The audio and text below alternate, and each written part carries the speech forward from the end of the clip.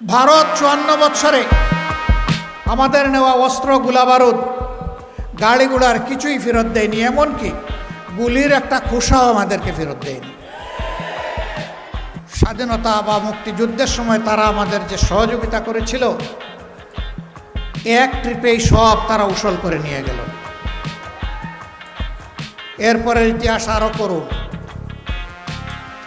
ছোট্ট এই দেশটি থেকে যুদ্ধ বিধ্বস্ত এই দেশটির খাদ্য গুদাম ও তারা লুটতরাজ শুরু করল। নবম সেক্টরের কমান্ডার ছিলেন মেজর জলিল, যশোরে তখন তিনি দায়িত্ব পালন করছেন। তিনি তার সঙ্গী ফৌজ নিয়ে রাস্তায় শুয়ে গেলেন, বললেন, দেশ এই জন্যে বুক চিতিয়ে যুদ্ধ করে স্বাধীন করিনি, পাশের দেশ আমার দেশের খাদ্য গুদাম লুণ্ঠন করে নিয়ে যাবে, আমার বুকের উপর দিয়ে নিতে হবে, তাদেরকে আমি রাস্তা দেব না। 18 ঘন্টা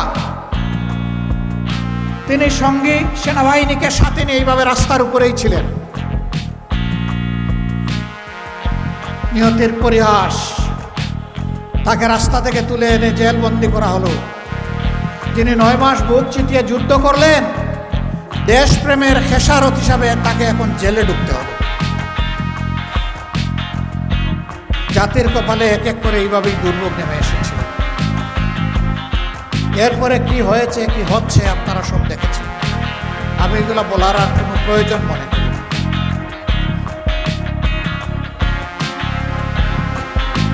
শেখ মুজিবুর রহমান সাহেব বিপুল জনপ্রিয়তা নিয়ে 1972-এর 10 জানুয়ারি দেশে ফিরেছিলেন।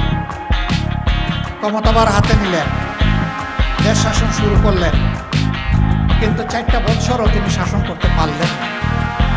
তার দলের লোকেরা অপরাধে এতটাই জড়িয়ে গেল, তিনি তার লোকদের দিকে লক্ষ্য করে বলেছিলেন, স্বাধীন হলে সকল দেশের নেতারা পায় সোনার খনি, আমি পেয়েছি চুরের খনি। আক্ষেপ করে বলেছিলেন, কারে দিয়ে দেশ গড়ব, ডাইনে তাকাই, বামে তাকাই, সামনে তাকাই, পিছনে তাকাই, সব দিকে শুধু চুরের চেহারা দেখতে পাই। তার মনের কষ্ট থেকে এই কথাগুলো সেদিন তিনি বলেছিলেন।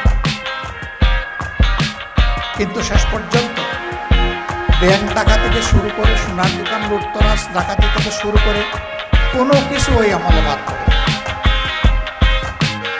অসংখ্য মানুষকে বিনা বিচারে করা হয়েছে। রক্ষী বাহিনী নামের একটা রাক্ষস বাহিনী তৈরি করে বহু মায়ের বুক খালি করা হয়েছে। বহুদলীয় গণতন্ত্রকে খতম করে একদলীয় বাকশাল কায়েম করা হয়েছে। 4টা পত্রিকা ছাড়া সকল পত্রিকা বন্ধ করে দেওয়া হয়েছে। সেই 4 পত্রিকা আবার রাষ্ট্রীয় মালিকানায় নেওয়া হয়েছে। এইভাবে জনগণের কণ্ঠকে স্তব্ধ করে দেওয়া হয়েছিল। কিন্তু আসমান যখন কথা বলে, জমিনের মুখ তখন খুলে যায়। দুঃখজনকভাবে প্রায় সপরিবারে তাকে দুনিয়া থেকে বিদায় নিতে হয়েছে। জনগণ আশা করেছিল এর থেকে আওয়ামী লীগ শিক্ষা নেবে, কিন্তু না। পরবর্তীতে তাদের 2বারের শাসন প্রমাণ করেছে তারা কোনো শিক্ষা গ্রহণ করেন নাই। বিশেষ করে শেষ 15.5 বছর এক নাগাড়ে তারা দেশের উপর শাসন নামক তাণ্ডব চালিয়েছিলেন। এই সময়টায় সেই আগের পুরানা কায়দায় সকলের কণ্ঠকে স্তব্ধ করে দেওয়ার তারা চেষ্টা করেছেন। প্রতিবাদী যারা বিরোধী দলীয় নেতাকর্মী ছিলেন, তাদেরকে হয় খুন করা হয়েছে, না হয় গুম করা হয়েছে, না হয় জেলে পুরা হয়েছে। অসংখ্য মানব সন্তানকে পঙ্গু করা হয়েছে। কারো চোখ তুলে নেওয়া হয়েছে, কারো হাত কেটে ফেলা হয়েছে, কারো পা কেটে ফেলা হয়েছে। কাউকে বুলেট বিদ্ধ করে প্যারালাইজ করে তাদের বিছানায় ফেলে রাখা হয়েছে। আয়নাগর নামের জল্লাদখানা জায়গায় জায়গায় তৈরি করা হয়েছে। এইভাবে দেশটাকে অপরাধের স্বর্গরাজ্যে পরিণত করা হয়েছিল। বাংলাদেশের ব্যাংক, বিমা সেক্টর, কর্পোরেশন সবগুলা লুণ্ঠন করে উজাড় করে বিদেশে পাচার করা হয়েছে। এমনকি বাংলাদেশ ব্যাংকের সেন্ট্রাল ব্যাংক, কেন্দ্রীয় ব্যাংকের রিজার্ভ মানি পর্যন্ত ডাকাতি করা হয়েছে। গোটা অর্থনীতিকে বিধ্বস্ত করে বঙ্গুর করে তারা হয়তো দেশ ছেড়ে চলে গেছেন, কিন্তু জনগণকে বড় মুসিবতের মাঝে রেখে গেছে। শুধু 24-এর এই আন্দোলনে আমাদের হিসাব অনুযায়ী 1400 থেকে কম বেশি কিছু লোককে হত্যা করা হয়েছে জুলাই মাসের 1 তারিখ থেকে আগস্ট মাসের 5 তারিখের মধ্যে। এ ঘটনাগুলো এত নিষ্ঠুর ছিল। ধরুন আবু সাঈদের ব্যাপারটা কি বলেছিল ছেলেটা? বলেছিল আমাদের দাবি অত্যন্ত সহজ সরল ছোট, চাকরির কোটাটা আপনারা সংস্কার করুন, যৌক্তিক সীমায় নামিয়ে আনো, আমাকে আমার অধিকার দিন, আর অধিকার দিতে না পারলে একটা গুলি দিন। তারা অধিকার দেয় নাই, তাকে গুলি দিয়েছে। সে ডানা মেলে বলেছিল বুকের ভিতরে তুমুল ঝড়, বুক পেতেছি গুলি কর। তার আস্থা ছিল তার দেশের পুলিশ তার বুকে গুলি করবে না, তার অধিকার দেবে। অধিকার দেওয়া হয়নি, তাকে গুলি উপহার দেওয়া হয়েছে। সেই গুলিতে লুটিয়ে পড়ার পরেও তার লাশ নিয়ে রাজনীতি করা হয়েছে। আল্লাহর বিচার, রাখে আল্লাহ মারেকে, ধরে আল্লাহ ছাড়েকে।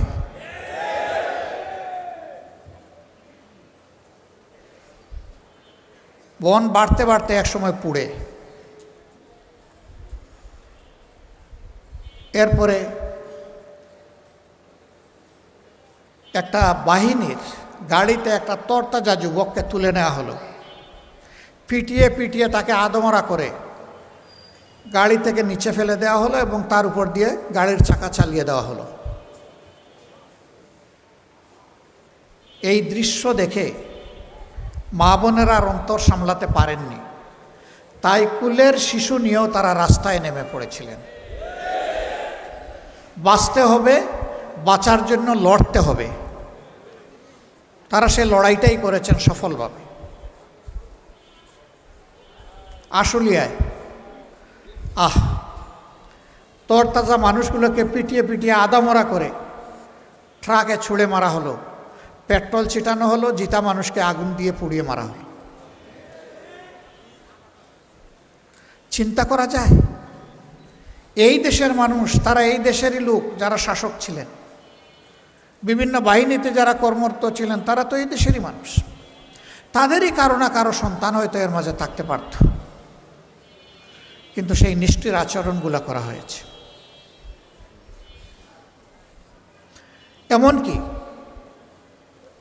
রাজপথে গুলি করে তারা শান্ত হননি, ক্ষান্ত হননি, আকাশ থেকে গুলি করে পাকের মতো মানুষ মেরেছেন। 15.5 বৎসরে আমরা বড় মজলুম সংগঠন ছিলাম। আমাদের অফিস তালাবদ্ধ, আমাদের নিবন্ধন কেড়ে নেওয়া হয়েছে, আমাদের প্রতীক নাই, আমাদের বাড়িঘর বুলডোজার দিয়ে ভাঙ্গা হয়েছে, আমাদের লোকদেরকে খুন করা হয়েছে, ফাঁসিতে ঝুলানো হয়েছে, আমাদের লোকদেরকে গুম করা হয়েছে, আয়নাগরে পাঠানো হয়েছে, শেষ পর্যন্ত আমাদেরকে নিষিদ্ধ করা হয়েছে। কিন্তু 5 আগস্ট আল্লাহ তাআলা যখন এই জাতিকে সাময়িক মুক্তি দিলেন, আমরা সেজদায় পড়ে আল্লাহর শুকরিয়া আদায় করলাম। আর আমরা ঘোষণা করলাম যারা পাশবিক চরিত্রের তারা পশুর কাজ করেছে, আমরা সেই কাজ করব না। আমরা কারো উপর থেকে ব্যক্তিগতভাবে কোনো প্রতিশোধ নেব না। প্রতিশোধ প্রতিহিংসার জন্ম দেয় এবং প্রতিহিংসা সমাজকে ধ্বংস করে ছাড়ে। তবে যারা আহত, নিহত পরিবারের সদস্য এবং আহতরা, ন্যায় বিচার পাওয়ার অধিকার অবশ্যই তাদের আছে। ন্যায় বিচারের জন্য তারা আদালতে যাবেন, কিন্তু কেউ নিজের হাতে আইন তুলে নেবেন না। আমরা আমাদের সহকর্মীদেরকে বললাম যে আপনারা শান্ত থাকুন, ধৈর্য ধরুন, কেউ কারো উপর হাত বাড়াবেন না। আলহামদুলিল্লাহ 56,000 বর্গমাইলের 18 কোটি মানুষের এই দেশে আমাদের লক্ষ লক্ষ কোটি কোটি সহকর্মী আমাদের এই আহ্বানে সাড়া দিয়েছে। প্রমাণ করেছে আওয়ামী লীগ দায়িত্ব জ্ঞানহীন, নিষ্ঠুর, পাষাণ হলেও আল্লাহ তাআলা আমাদেরকে বিবেক দিয়েছেন, আমরা দায়িত্ব জ্ঞানহীন হতে পারি না। সেই সময়টা আমরা আশঙ্কা করলাম একদল মতলববাজ এখন সুযোগ সন্ধানী হয়ে মাঠে ঝাঁপিয়ে পড়তে পারে। এই জন্যে আমরা আমাদের দলীয় নেতাকর্মীদেরকে স্বেচ্ছাসেবক হিসাবে বিভিন্ন ধর্মীয় প্রতিষ্ঠান পাহারা দেওয়ার দায়িত্ব দিলাম, ভালনারেবল মার্কেটগুলা পাহারা দেওয়ার দায়িত্ব দিলাম। বাড়িঘরে যারা আশঙ্কা করেছেন, আমাদের সহযোগিতা চেয়েছেন, তাদের বাড়িঘরও পাহারা দেওয়ার দায়িত্ব আমরা নিলাম। হ্যাঁ, তাদের কেউ যদি কালপ্রিট হয়, আমরা আইনের হাতে তাদেরকে তুলে দেব, কিন্তু নিজেরা আইন হাতে তুলে নেব না। পতিত দলের স্বৈরাচারের একজন নেতা বারবার বলতেন, আওয়ামী লীগ যদি ক্ষমতা থেকে বিদায় নেয়, 2 দিনে কমপক্ষে 5 লক্ষ আওয়ামী কর্মীকে খুন করা হবে। আমি জিজ্ঞাসা করি, ঢাকায় কি 5 লক্ষ লোক খুন হয়েছে? 5000? আওয়ামী লীগের 500? 5 জন? হয় নাই। কেন হয় নাই? ওদের দেশবাসীর প্রতি দরদ দায় না থাকতে পারে, কিন্তু আমাদের দায় এবং দরদ আছে। আমরা দেশকেও ভালোবাসি, মানুষকেও ভালোবাসি। আওয়ামী লীগের মধ্যে যারা ক্রাইম করেছে, অ্যাট্রসিটি করেছে, অপরাধ করেছে, অবশ্যই আমরা বিশ্বাস করি তারা আইনের আওতায় আসবে, তাদেরকে আসতে হবে। কিন্তু তাই বলে সবাই আইনের প্রয়োগ করার অধিকার রাখে না। আইন প্রয়োগ করবে আইন প্রয়োগকারী সংস্থা, বিচার বিভাগ তার দায়িত্ব পালন করবে।